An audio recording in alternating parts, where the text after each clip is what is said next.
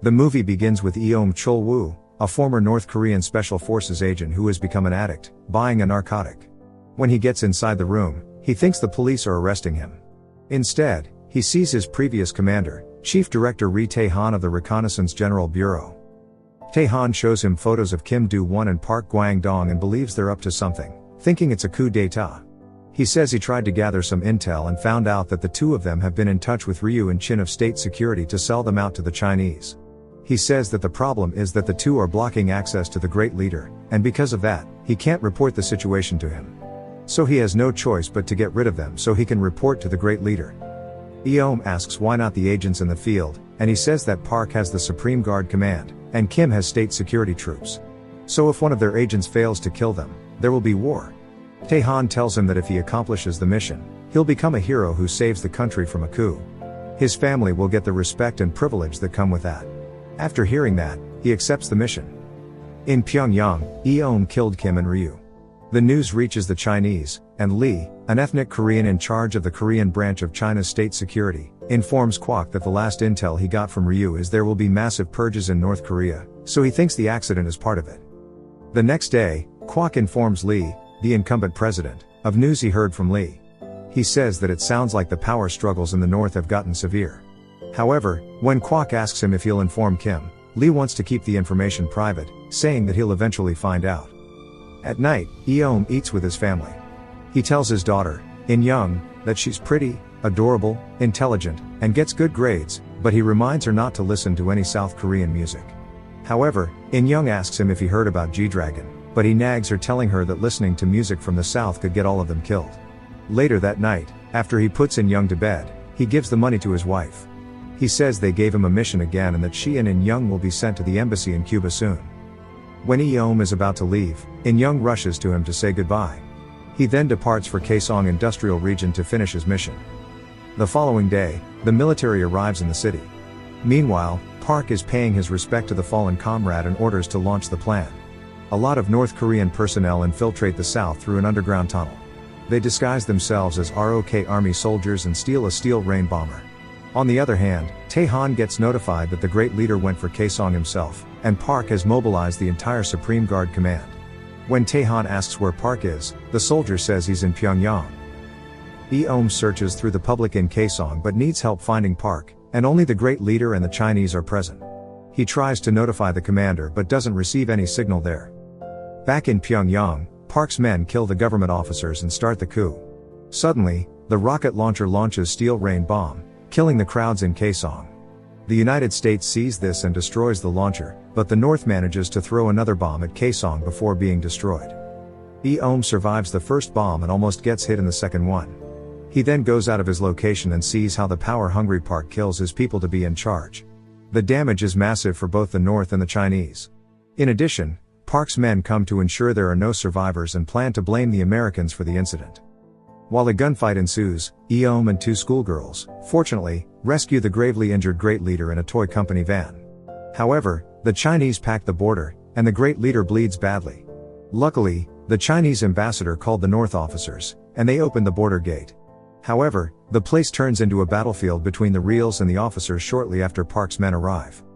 Meanwhile, in the Blue House, the incumbent President Lee welcomes the newly elected President Kim. Suddenly, Park comes to notify the two presidents that an MLRS from the United States Army 2nd Division went missing at dawn.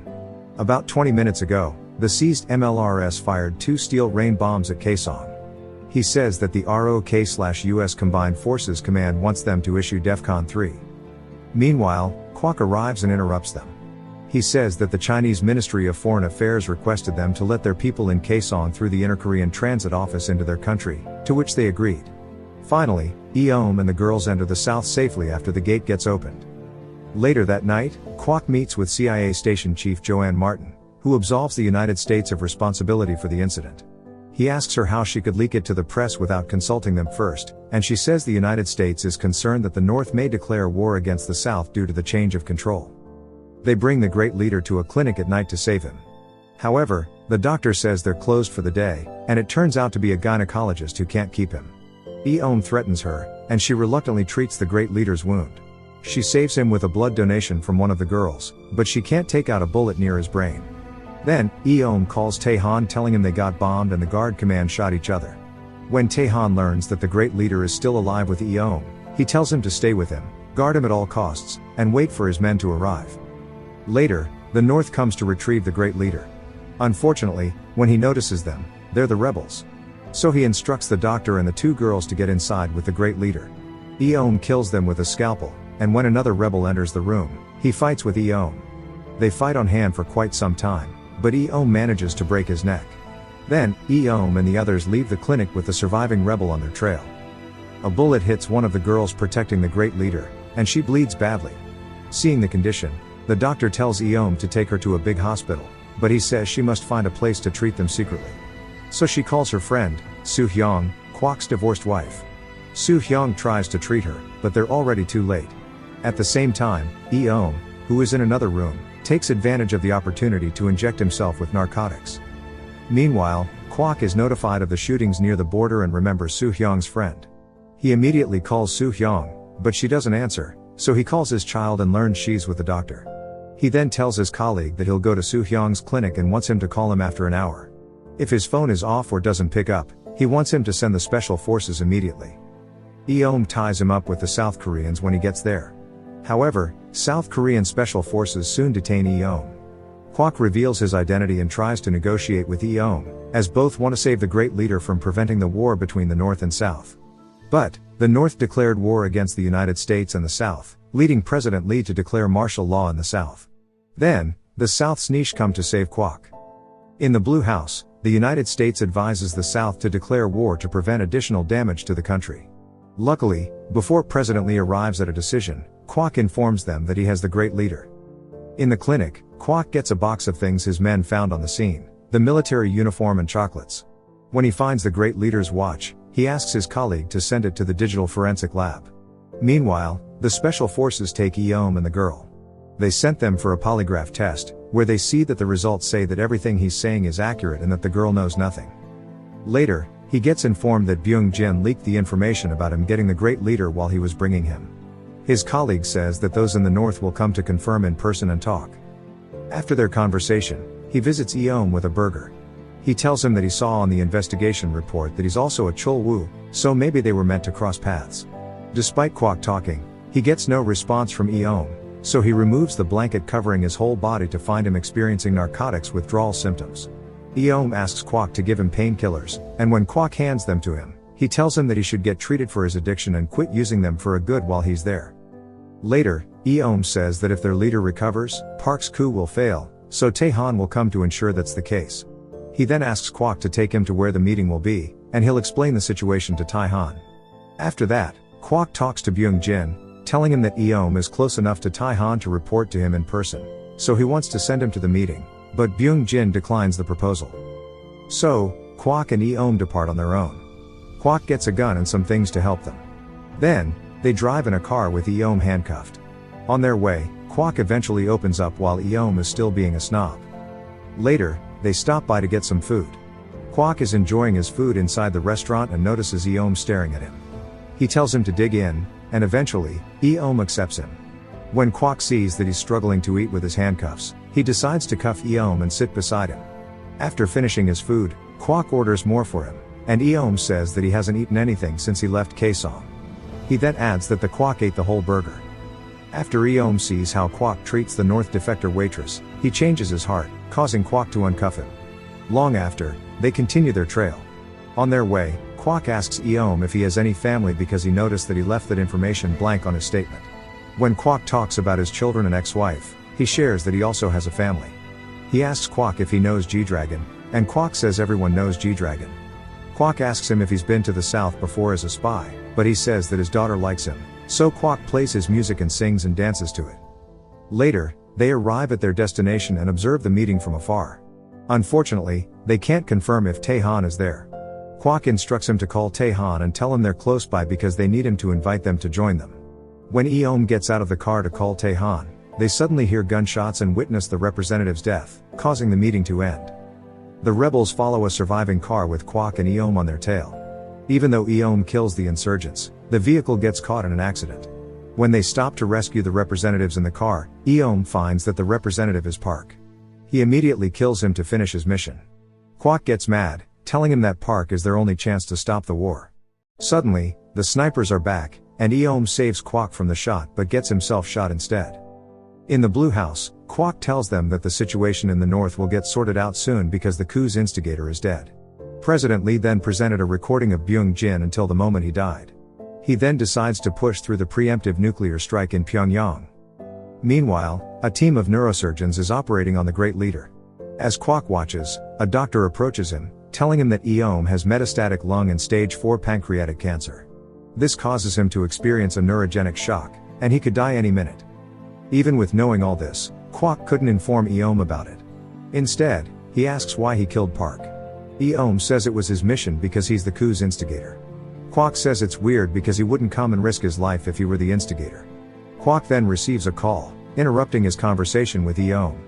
He learns that the watch from the Great Leader is a nuclear code generator. Back in Pyongyang, Tae-Han is preparing himself to become the new leader. When he arrives at the military base, he starts shooting people. He then asks for the detonator and the code generator, to which one of the soldiers says the code generator must be 2. He says that great leaders keep the other on him at all times. Meanwhile, Kwok talks to Eom in the hospital, telling him that retracting the declaration of war can stop the nuclear strike. So Eom asks for his phone, and Kwok hands it to him, saying he has many missed calls from Tae-Han.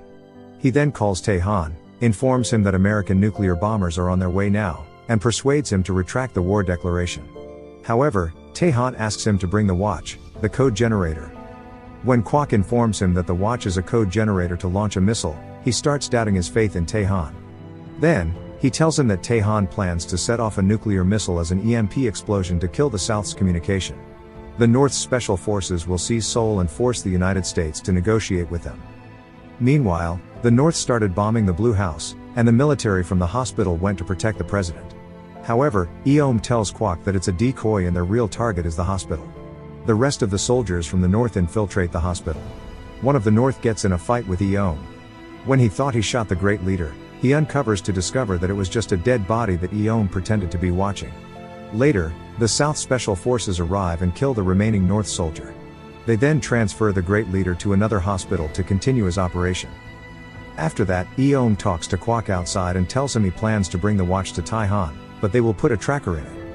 He says they can use him as bait, which he'll deliver to Tae-Han, and the South will bomb his location.